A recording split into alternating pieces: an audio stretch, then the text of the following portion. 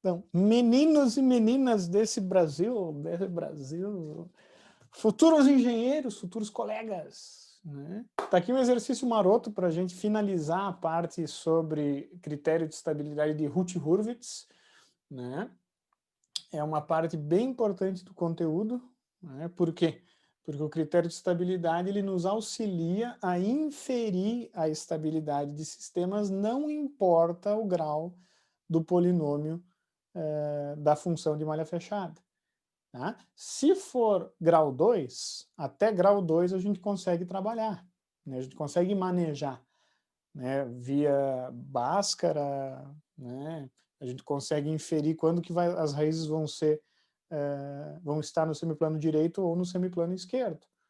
Barbada. O problema é quando eu pego cascas mais grossas, que nem essas aqui. Ó. Esse é um sistema que vai resultar a ordem 4. Eu não faço nem ideia como calcular a raiz de polinômio de quarta ordem. Não vou gastar minha vida, meu tempo vital, fazendo isso, calculando ou sabendo calcular na mão uma raiz de quarta ordem, se eu posso, sei lá, ver o Tech Talk da Fórmula 1. Né? Prioridades, né, pessoal? Então, para isso que vem o Hurwitz. Não importa o grau do polinômio, eu vou poder inferir estabilidade. Eu não vou poder calcular as raízes, tá? Mas eu posso saber se o sistema vai ou não vai ser estável ou mais. Para quais valores de um ganho de compensador o meu sistema vai ou não vai ser estável. E é isso que mais ou menos a gente vai fazer. Tá? A gente sempre vai considerar um parâmetro variante, normalmente um ganho de um compensador, e analisar qual é o limite do ganho que eu posso aplicar. Tá? E é isso que eu faço aqui. Além disso, nessa questão, eu já peço duas coisas para a gente revisar o erro. Tá? Eu peço qual o menor erro de posição que esse sistema vai ter e qual é o menor erro de velocidade. É uma pergunta um pouquinho mais complexa do que simplesmente, dado o valor do ganho, calcule o erro. Né? Então é um pouquinho, tem que pensar um pouquinho mais. Primeiro passo para resolver essa questão, que é a chave e é a mais importante, porque como engenheiro de controle a gente tem que garantir estabilidade. Não adianta eu projetar um sistema de controle se ele instabiliza. Não adianta, não serve para porra nenhuma. Tá? Então, essa é a resposta que a gente vai se preocupar e depois a gente vai ver o resto. Para fazer isso, eu tenho que fechar a minha malha. Tá? Não esqueçam, Hurwitz, eu preciso encontrar o polinômio, né, o denominador da malha fechada. Diferente do erro. O erro eu posso avaliar sem fechar a malha, quando eu tenho realimentação unitária. Tá? Agora, para inferir estabilidade por Hurwitz, eu sou obrigado a encontrar a equação de malha fechada. Isso que a gente vai fazer agora. O que eu tenho aqui? Eu primeiro preciso fazer a simplificação, né? Esse aqui é um compensador PI, para quem não sabe. Eu tenho uma parcela proporcional, eu tenho uma parcela que é uma integral, ó, do erro. Não esqueça que aqui está o erro, né? Então, na verdade, aqui é um compensador PI, análogo ao que a gente utilizou na nossa planta aqui, no nosso sistema prático das últimas aulas. Né? Só que eu não tenho propriamente uma função, porque eu tenho um paralelo, então eu tenho que encontrar qual que é a equação desse paralelo. Então, primeiro eu vou fazer isso. E é bem fácil, é só somar, né? Eu vou ter K mais 2 sobre S. Então, essa equação vai resultar em S KS mais 2. Então, está aí a equação do meu compensador. O ramo direto, que eu até já vou colocar aqui, equação do ramo direto, que é o que está no ramo direto, aqui, meio óbvio, né? Vai ser o produto entre essa equação simplificada e a minha planta, né? Então é só multiplicar as duas coisas. E vai ficar o quê? 2 KS mais 2 dividido por S S mais 2. Porra, é só 2 aqui. Não é 3. Ah, não, tenho 3 aqui. Tá? Então eu vou desenhar bem pequenininho aqui para não precisar redesenhar lá em cima. O meu sistema eu simplifiquei a esse nível aqui, ó. Encontrei a equação do ramo direto, que está aqui, né? E a realimentação é só unitária, né? Volta aqui direto. Então é barbadinho.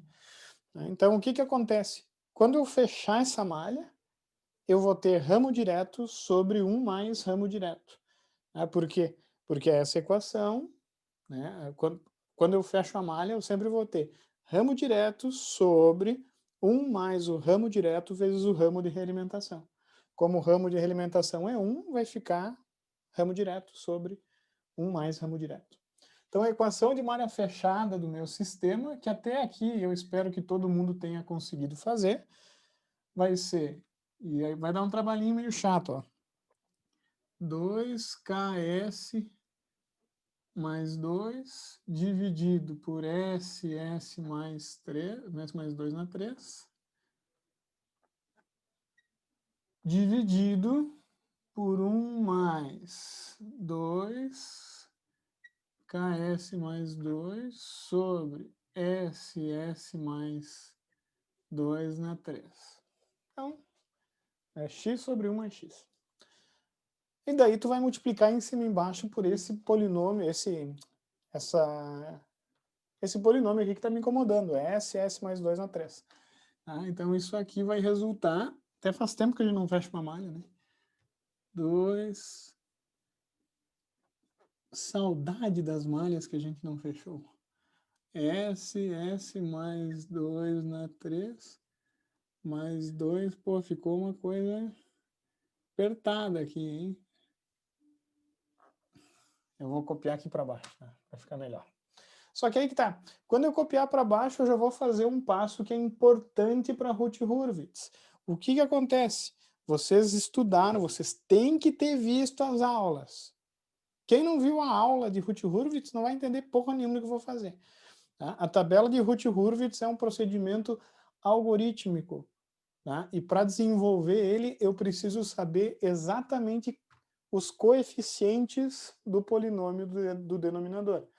Esse polinômio aqui, ele não está bonitinho, ele não está alguma coisa vezes S na N, mais alguma coisa vezes S na N menos 1, alguma coisa vezes S na N menos 2.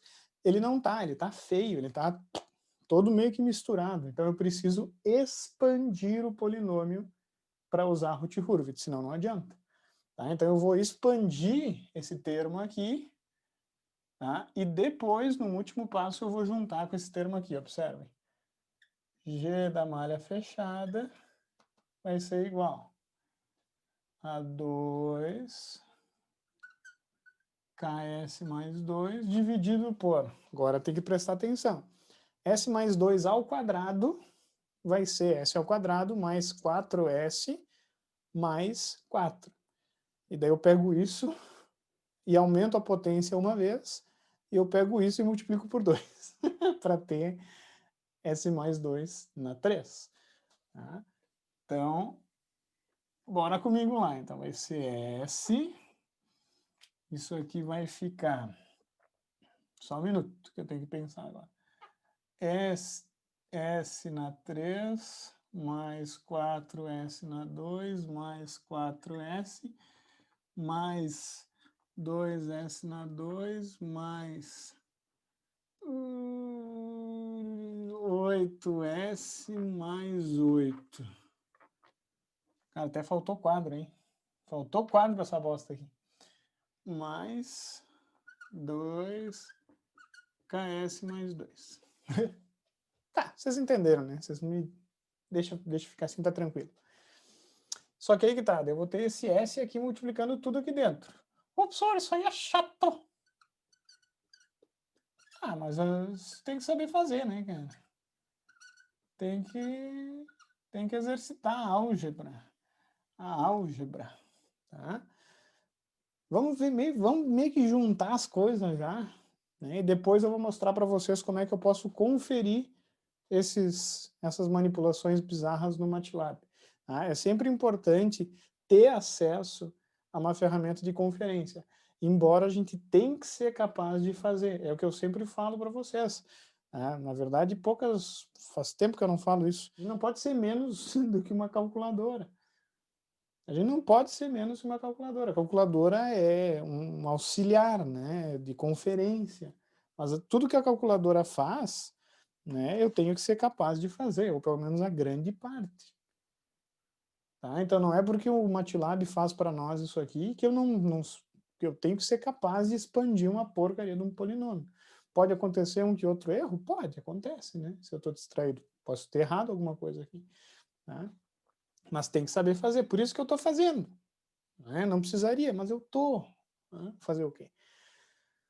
Então, vai ficar S na 4, juntei já o S aqui. Esse aqui, 6S na 3. Juntei esses dois aqui já, então até vou pegar uma outra caneta aqui. Esse aqui eu já matei, esses dois eu já matei. Quer dizer, 8, 12S ao quadrado, 12S ao quadrado. Então aqui e aqui já foi. 8S mais 2KS mais 4. Né? Depois eu confiro. Relaxa aí. Sossega o facho. Tá? E agora vem a coisa mais importante, que é por isso que eu falei que vocês têm que saber fazer isso direito. Tá? Errar alguma coisinha aqui acontece, mas o que vocês têm que ter percebido? Ô, louco. Eu tenho S aqui e eu tenho S aqui, então na verdade eu tenho S na 1, nesses dois termos. Tá? Então isso aqui não está exatamente fatorado ainda, e eu não tenho exatamente os coeficientes de um polinômio. Tá? Para ter, eu preciso juntar esses dois carinhas no S. Tá? Então, o que acontece? A equação de malha fechada, que finalmente eu espero ter conseguido encontrar, ela vai ser assim, ó. S na 4 mais 6S na 3 mais 12S mais 8 mais 2K S mais 4. Se eu não faço essa junção aqui, ó, é muito fácil de errar Hurwitz. Por quê? Porque cada um desses coeficientes vai preencher um quadradinho da tabela. Né? Então, se por acaso eu pulo aqui errado, coloco esse, pulo esse, boto esse, eu errei. Tá? Por quê? Porque, na verdade, esse carinha é um coeficiente só, né? 8 é 8 mais 2, K. Tá? Então, cuidado, isso é a grande problema aí dessa questão, né? É muito fácil errar, muita gente erra isso. Tá? Sempre tem que isolar potências de mesmo grau do S. Alguém tem alguma dúvida? O Alexandre falou no chat ali que faltou o quadrado no 2S ali. Ah, verdade. Obrigado, Alexandre. Faltou o quadradinho aqui. Tava feliz da vida que tinha acertado, eu espero. Vou mostrar para vocês porque vale a pena, tá? Então, ó, pessoal, o primeiro passo é criar as variáveis simbólicas, né? Então, eu vou usar sims S e K. Tá? Depois eu vou escrever a função do ramo direto, tá? Bem como ela está ali. Né? Então, é 2 vezes S vezes K mais 2. Então, conferindo 2 vezes KS mais 2. Então, KS mais 2. Dividido por S vezes S mais 2 na 3.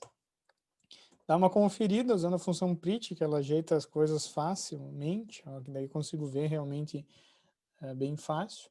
E daí agora basta fechar a malha, né? Então, G da malha fechada é igual a G do ramo direto dividido por 1 mais G do ramo direto. Tá? Vai dar uma coisa meio feia no início, ó, porque ele não expandiu.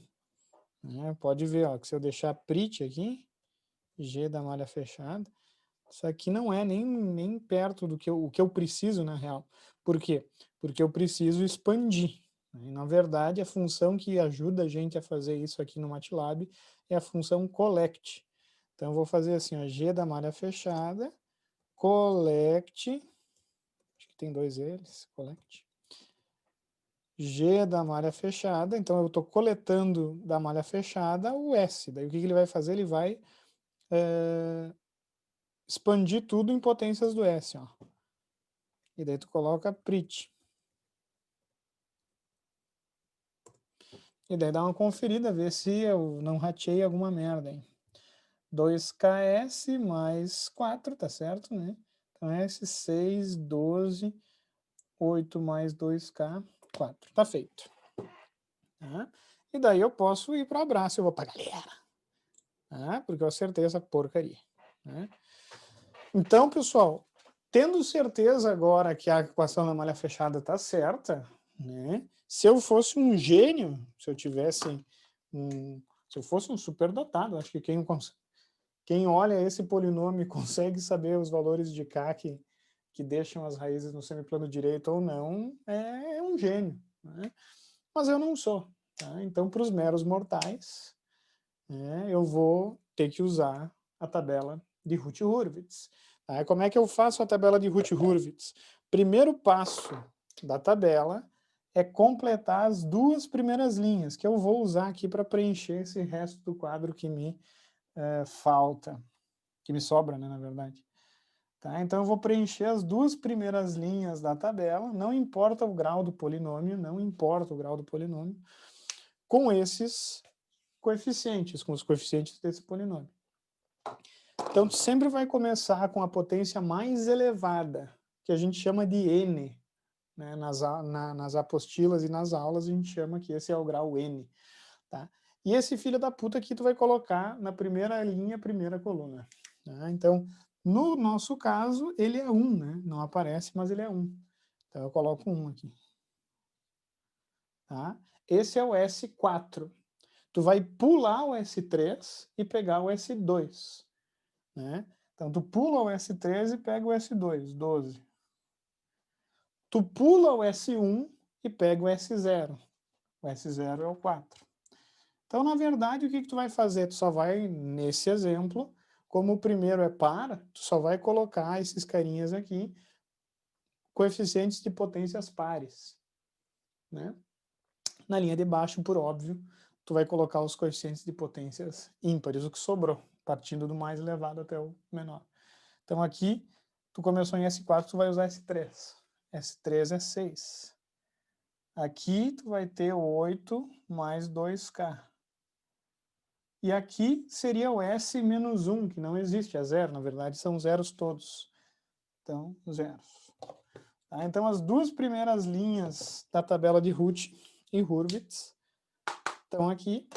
E a partir daqui é trabalho mecânico. O pessoal da computação vai gostar, porque é um algoritmo, né? Fica fazendo continhas, como se fosse um computador.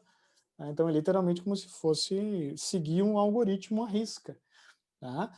Quem já viu as aulas, quem leu as apostilas, né, vê que isso é facilmente implementado utilizando um algoritmo de computador. Então, tu pode fazer isso aqui, um código, para verificar estabilidade de qualquer polinômio. Né? Que, na verdade, isso serve para avaliar a localização das raízes, se há ou não raízes no semiplano esquerdo ou direito. Tá? Não dá localização, mas eu posso saber o semiplano, pelo menos, das raízes. Né? Então, essa é a tabela.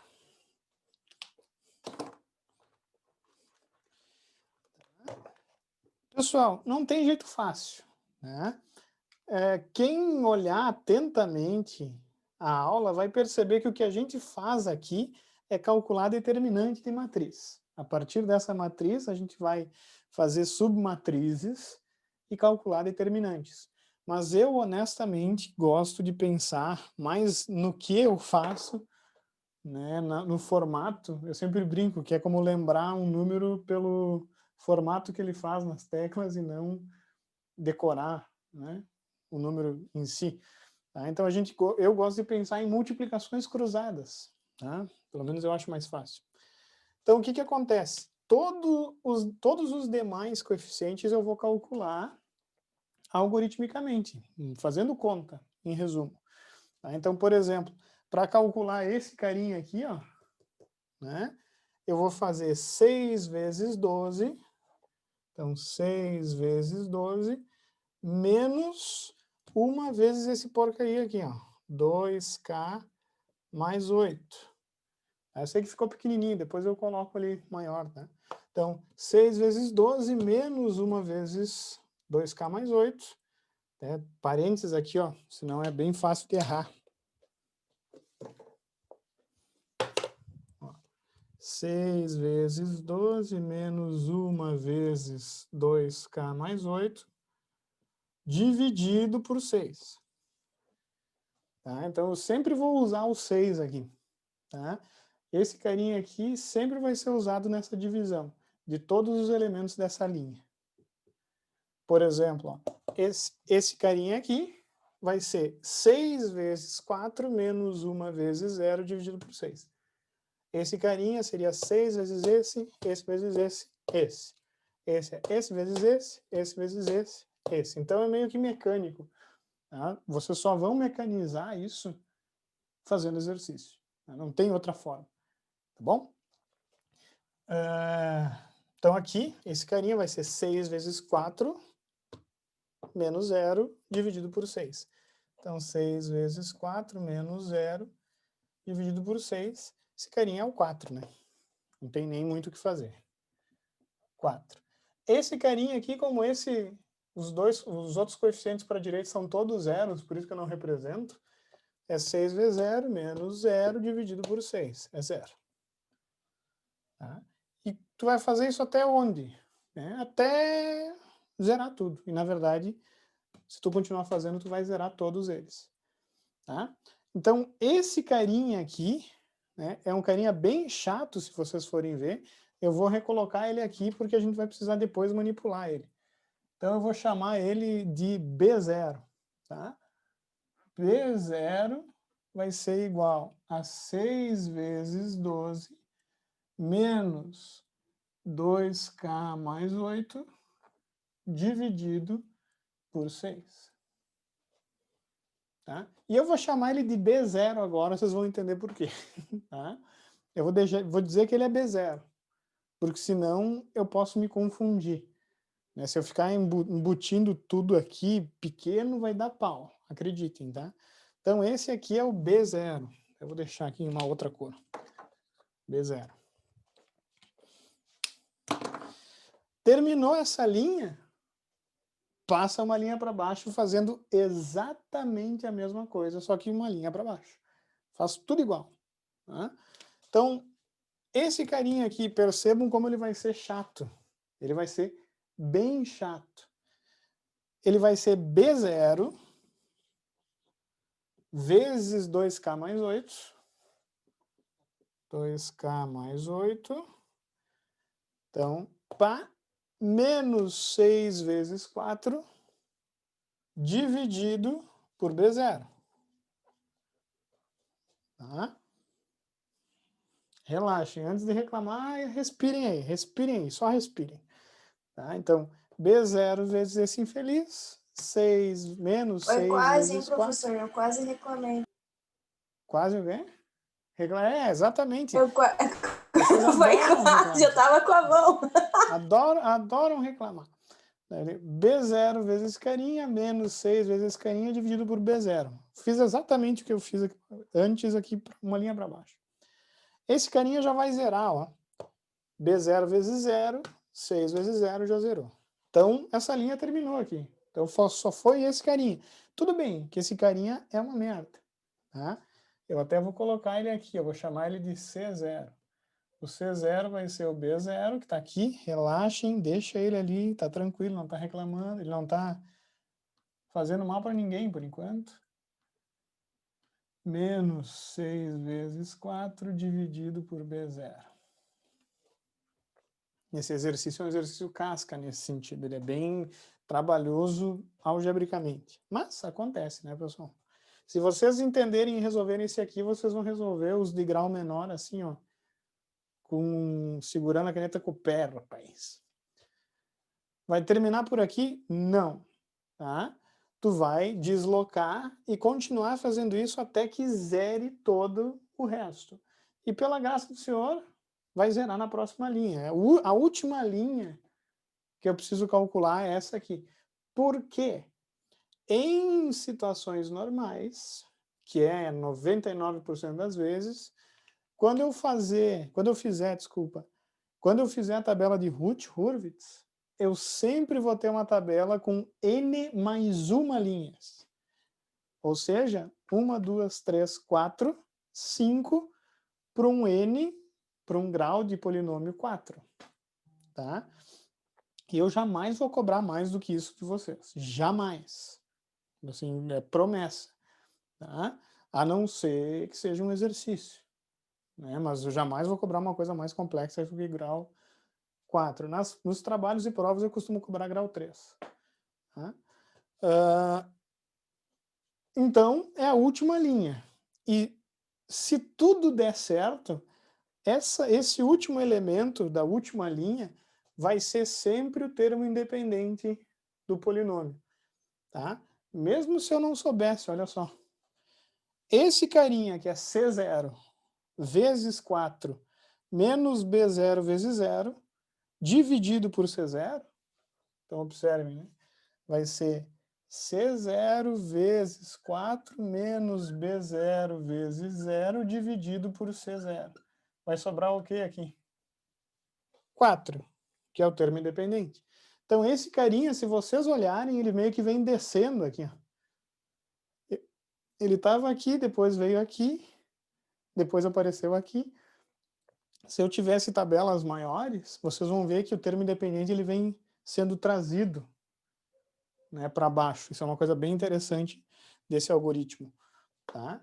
O fato é que esse último carinha ele é 4 e deu para bola. Não preciso mais me incomodar. Tá? Esse carinha vai zerar e, obviamente, esses dois aqui já são zeros. E eu tenho aqui a tabela de Ruth, que é meio caminho andado. Tá? Eu sempre avalio nesse tipo de questão, metade da questão isso, metade da questão o que eu vou fazer agora. Tá? Dificuldades. E realmente aqui, esse caso é complexo. Por que é complexo? Porque eu vou ter esse produto de polinômios em K. Porque o B0 é um polinômio, né, se eu olhar. Sim, ele vai ser 12 menos 2K mais 8 dividido por 6. Tá? Então, na verdade, o C0 é um polinômio de segundo grau em K. Tá? Então, exemplo mais chato que esse não existe. Tipo assim, não existe mesmo. Só se for um grau maior, né? Mas enfim, vamos resolver, porque é isso que vocês têm que prestar atenção agora. Ô, pessoal, por que eu fiz toda essa tabela? Que bosta! Pessoal, depois que tu montar a tabela de Ruth, tá? O critério de estabilidade me afirma que o número de trocas de sinal nessa primeira coluna coincide com o número de raízes no semiplano direito. Ponto. Não faço ideia como os matemáticos chegaram nessa conclusão. Não faço ideia mesmo, e nunca gastei tempo para ir atrás disso aí. Eu não sou matemático, eu sou engenheiro, tá? Então, o que acontece? Se tiver troca de sinal nessa coluna, fudeu, o meu sistema instabiliza. Tá? E qual que é o grande problema, entre aspas, aqui? O problema é que esses valores aqui, tanto B0 quanto C0, eles são função de K. Então, se eu mudo o K, eu mudo as minhas trocas de sinais. Por exemplo, se eu uso K valendo 1, se eu usar K1 aqui, eu vou ter 1, 6. Quanto é que vai resultar essa porcaria? Vai ser 6 vezes 12, que é 72, né? É. 72 menos 10 dividido por 6. Então, esse vai ser positivo. Não tive troca de sinal aqui. Coisa boa, show. Então, o sistema, por enquanto, está estável. Usando aqui ó, o valor que eu encontrei em B0 aqui em cima, que eu não me lembro, é positivo, tá? Mas isso aqui é positivo. e um valor positivo elevado, né? Vai ser 62 dividido por 6, 10 mais ou menos. 10 vezes 10, 100, com certeza esse carinha vai ser positivo. Tá? Então, para k igual a 1, o sistema é estável. Só que qual que é o problema? Eu não vou testar todos os k's. É muito mais fácil verificar quando que esses carinhas aqui vão ser negativos. Porque no momento em que eles são negativos, eu tenho troca de sinal. Se eu tenho troca de sinal, eu tenho polo no semiplano direito. Se eu tenho polo no semiplano direito, o sistema instabilizou. Tá? E é isso que a gente faz aqui nesse momento. Eu tenho que avaliar essas inequações. Por quê? Porque delas resultam faixas de valores de K em que vai ou não vai ter troca de sinal aqui. Ponto final, resumo da ópera. Vamos avaliar, então, esses dois carinhas. Por quê? Porque todo mundo é positivo. Mais. Tá? Quando esses dois aqui, quando um desses dois for negativo, já era. O sistema é instável. Para o sistema ser estável, essas duas inequações têm que ser maior que zero. Ou seja, B0 tem que ser maior que zero e C0 tem que ser maior que zero. É uma coisa que tem que acontecer conjuntamente, é uma conjunção. Né? Então, vamos analisar caso 1, B0 é maior que zero. Então, se eu olhar essa equação, isso me resulta no quê? Ó? 72, né? Menos K sobre 3, menos 8 sextos, que é 4 terços, isso tem que ser maior que zero. Tá? Porque eu estou fazendo B0 tem que ser maior que zero. Né? Então vai dar o que aqui? Vai dar... Porra, para que esses... Tudo quebrado. Hã? Esqueceu do 6 Do dividido. 6, né? E daí vai dar quanto? Vai dar 12, né? Obrigado, Jonathan. É Jonathan, né? Isso. É só para confirmar. Então, 11, 12, 13, 36, só um minuto, pessoal, 36, 32 terços. Então, isso aqui é 32 terços menos K sobre 3 tem que ser maior que zero, é isso, né? Porque aqui vai ser 36 terços. 36 terços, juntei com a fração aqui. 36 menos 4, 32. Eu posso multiplicar tudo isso por 3, né? Dá na mesma. Então, eu tenho que 32 menos K tem que ser maior que zero. Para quem não entendeu, eu multipliquei os dois lados da equação por 3. Tá? E isso me resulta em que? Em menos K tem que ser maior do que menos 32. E aqui vem um erro comum, hein? Mega comum.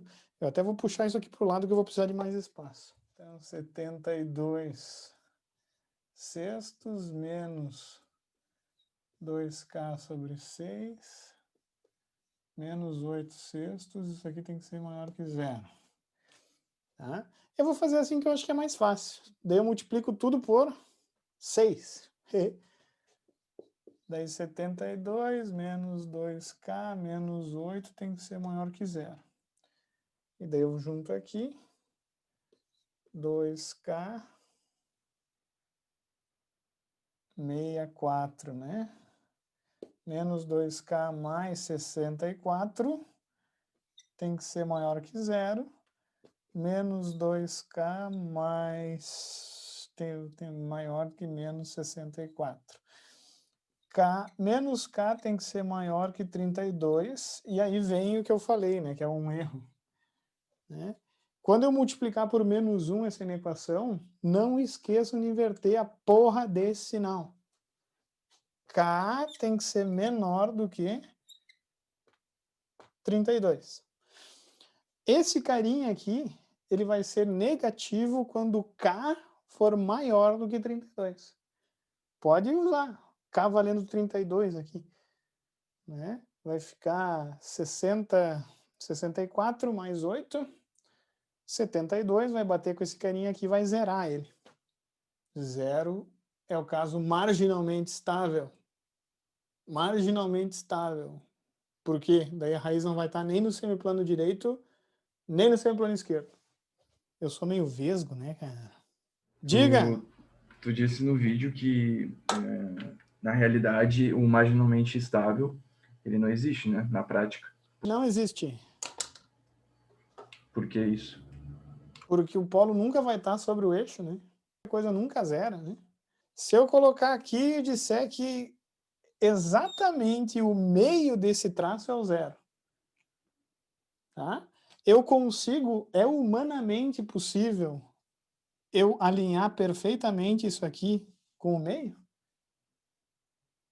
Não, né? Porque se eu for diminuindo a escala, eu sempre vou perceber que isso aqui está meio que desalinhado, entende? Matematicamente eu posso zerar um polo, por exemplo. Eu posso colocar um polo sobre o eixo imaginário matematicamente. Mas na prática, isso não vai acontecer. Porque aplicações práticas está sujeito a ruído, está sujeito a incertezas. Então, em sistemas da vida real, eu nunca vou ter um polo sobre o eixo imaginário. E no momento que ele bambear para a direita, o sistema instabiliza, né? Por milimetricamente que seja, ele já vai tender para o infinito. Tá? Então, isso aqui é uma coisa teórica, né? É uma coisa teórica. É mais fácil instabilizar por não linearidades. Por exemplo, o amplificador operacional ele satura, né? Então eu posso jogar com aquele lance lá de ele vai saturar para cima, mas daí quando ele passa por um valor eu já comparo e mando ele para baixo. Tá? E isso é um tipo diferente de instabilidade marginal, tá? Que a gente chama de ciclo limite nos sistemas não lineares, né? Que o sistema ele não é linear, ele é não linear. Tá? Então, na verdade, isso, embora seja uma coisa matematicamente, está na teoria, de fato não acontece na prática.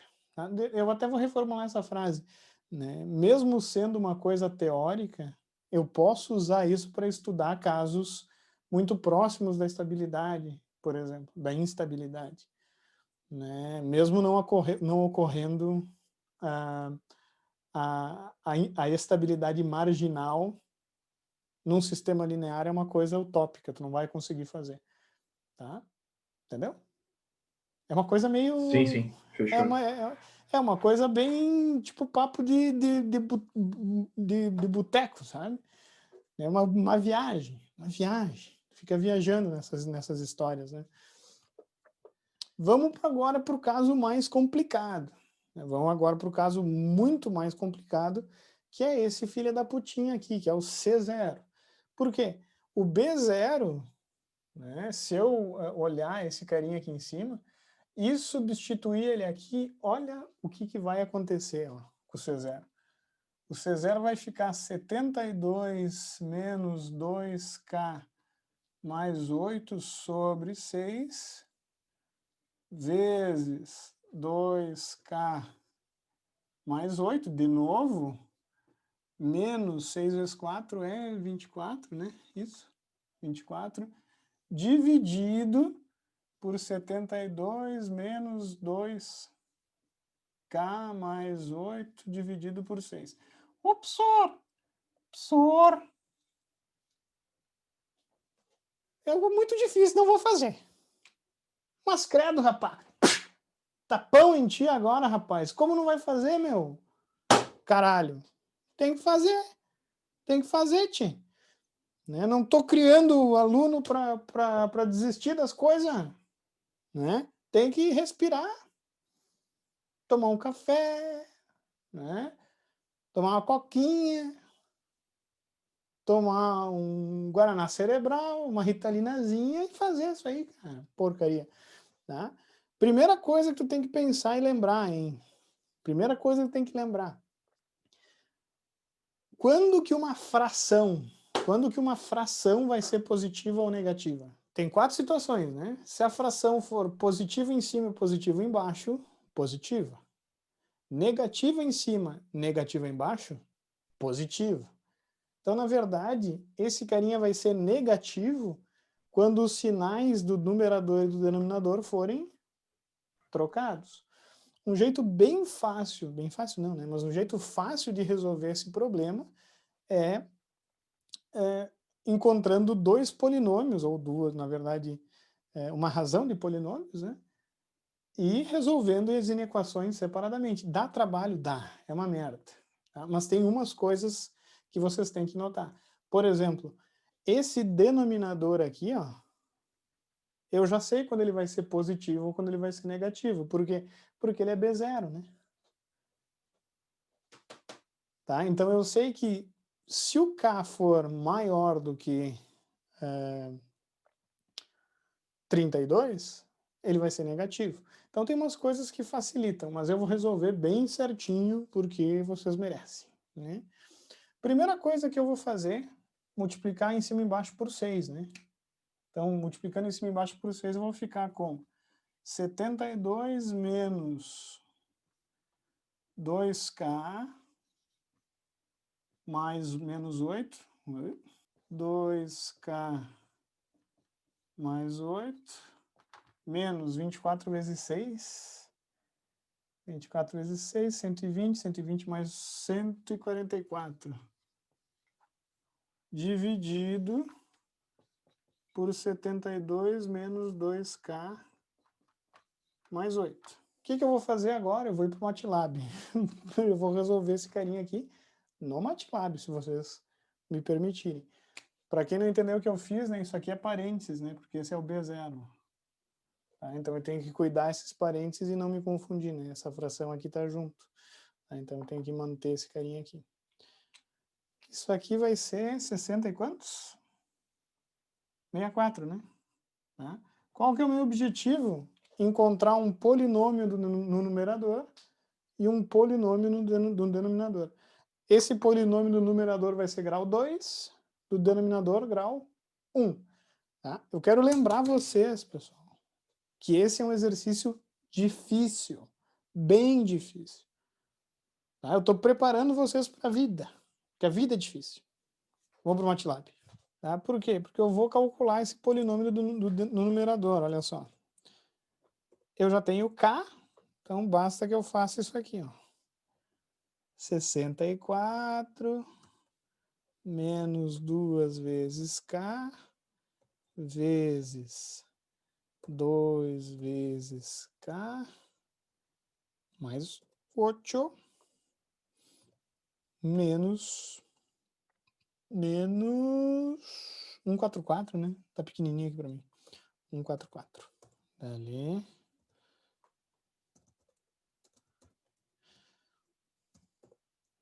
É o cansaço. Tá? Então, esse polinômio aqui, ó. Alguém me dita aí que eu não estou vendo, estou muito longe, depois eu volto para o MATLAB. É menos 4 4K ao quadrado isto mais 112K mais 368. 368. Muito obrigado, Tala. E aqui Nada. embaixo é menos 2K mais 64. Tá? Então, qual que é a parada aí, pessoal? Qual que é o problema? Tá? Essa inequação, lembrem-se que eu quero testar se quando isso aqui vai ser maior do que zero, para quais valores de K, né? E eu preciso me lembrar de inequações de segundo grau. Né? Se vocês olharem esse polinômio aqui, ó, tá? Ele é uma parábola voltada para baixo. Isso aqui é uma parábola, né? E ela está voltada para baixo porque esse coeficiente aqui é negativo. Vocês se lembram disso, né? Então, se eu for desenhar essa parábola, esse carinha aqui, ó, esse carinha aqui, ele vai ter uma curva assim, ó. Então, existem, já vou calcular as raízes aqui, ó. Já vou calcular as raízes. Roots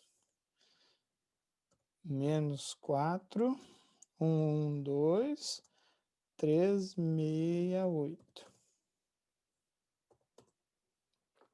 Então, 30,97 menos 2,97. Tá? Então, essa parábola ela é exatamente isso aqui, ó. Menos 3,97 e aqui é 30,97. Para cá, entre esses dois pontos, né, esse carinha, o numerador é positivo.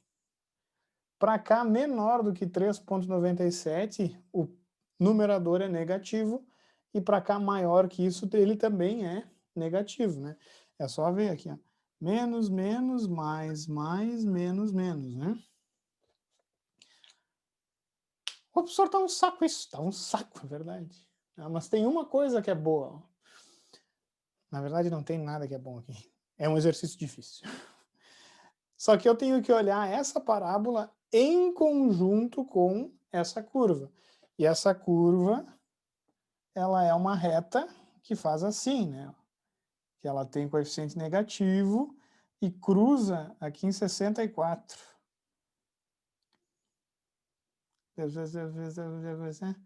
Ela faz assim, ó. Esse ponto aqui a gente calculou, é 32. Tá? Então, ela é positiva aqui e negativa aqui. Então, tu vai ter que fazer a análise conjunta desses intervalos aqui, para inferir quando que esse carinha vai ser positivo ou negativo.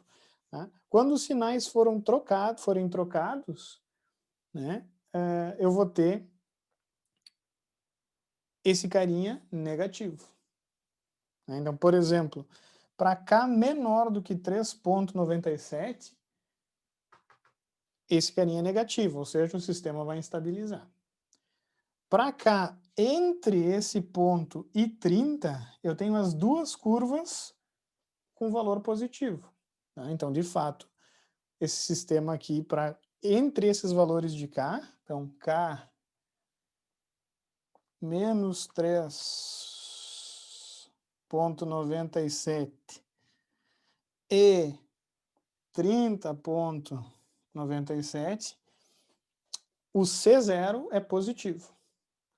Nesse intervalozinho pequeno entre 30,97 e 32, né, esse carinha vai ser negativo de novo, porque eu vou ter positivo no numerador, negativo no denominador. Não, vou ter, desculpa, negativo no numerador e positivo no denominador.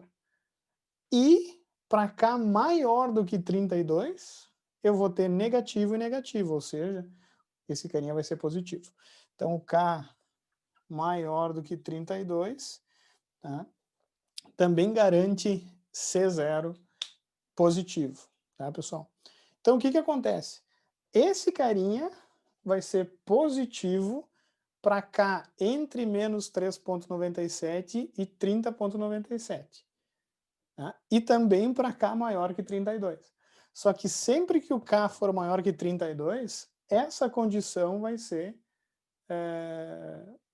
não vai ser válida, né? Porque eu vou ter um valor negativo aqui. Tá? Então, a única situação em que eu não tenho troca de sinal é na intersecção dos dois conjuntos que eu analisei. Tá? Esse conjunto aqui, a gente descobriu isso aqui. Ó. K tem que ser menor do que 32. A segunda condição do C0, eu encontrei esses intervalos aqui. Ó. Ou seja, o K pode ser maior do que 32, mas ele tem que estar entre 30,97, ficou uma bosta isso aqui, 32 e 30,97. E aqui é menos 3,97. Quando eu faço a intersecção desses dois conjuntos, só me sobra o quê? Esse intervalo aí. Né? Então, na verdade, o sistema é estável para K entre menos 3,97 e 30,97, que coincidiu com esse intervalo, mas tem que tomar muito cuidado, né? Porque eu teria que avaliar todos os intervalos que eu encontrasse. Um detalhe, pessoal, vamos ver se isso é verdade, se esses intervalos aqui que eu encontrei estão corretos, porque eu não quero resolver um exercício errado para vocês. Tá? Então, ó,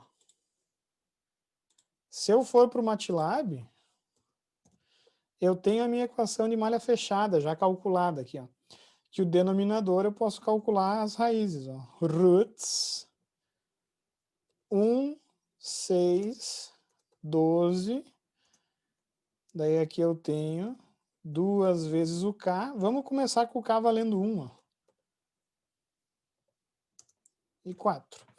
Para K valendo 1, a minha análise resultou que o sistema é estável. Então vamos dar uma olhada na localização dos polos, ó. Todos os polos estão no semiplano esquerdo, ó, todos com parte real negativa. Para K valendo 0, o sistema continua estável. Para K valendo menos 1, o sistema tem que ser estável ainda.